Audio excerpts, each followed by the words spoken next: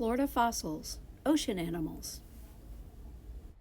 Miss Michelle here at the Florida Museum of Natural History with Dr. Richard Hulbert, and he's going to help me identify some of the fossils I found on the beach in St. Johns County.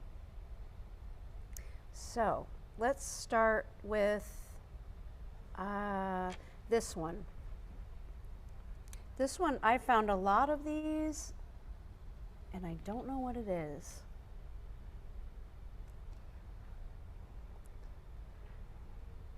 I believe this one is part of a fish skull.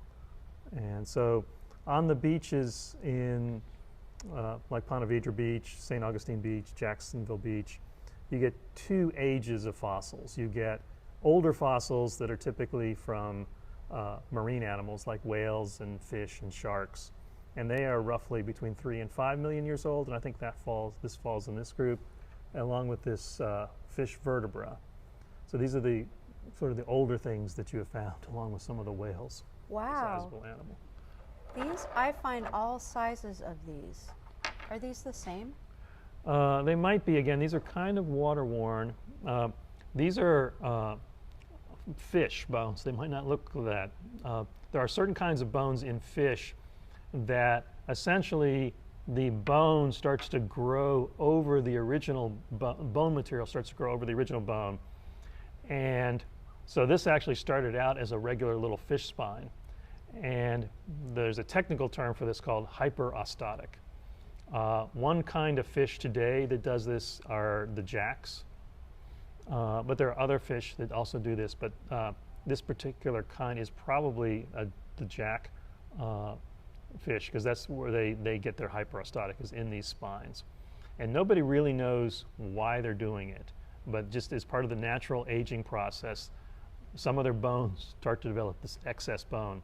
And sometimes you will see intermediaries, so you'll get regular spines and then spines with a little bit of bone. This one is so overwhelmed, it's actually hard to see the original fish spine.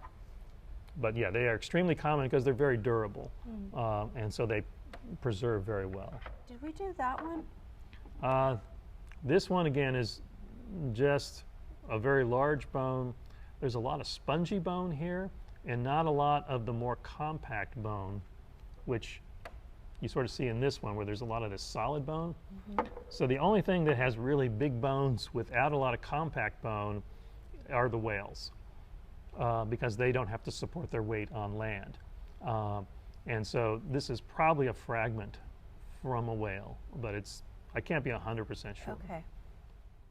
While Dr. Hulbert couldn't identify everything in my collection, I went back to the library and did some of my own research to see if I could make some good educated guesses.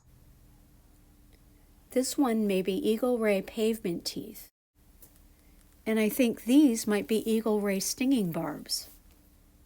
This is what the eagle ray looks like. And I think this one is a fossilized mouthplate from a pufferfish. Thanks for watching, and thanks to the Florida Museum of Natural History in Gainesville.